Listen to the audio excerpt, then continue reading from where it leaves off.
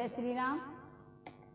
मैं सारिका शुक्ला अपने YouTube channel पे आप सभी का स्वागत करती हूँ। आज मैं आप लोगों को एक लाचारी गीत सुनाने जा रही हूँ। आप लोग सुनिए, चैनल को मेरी लाइक शेयर सब्सक्राइब करिए, कमेंट में आप लोग जरूर बताइए लाचारी गीत आप लोगों को कैसा लगा।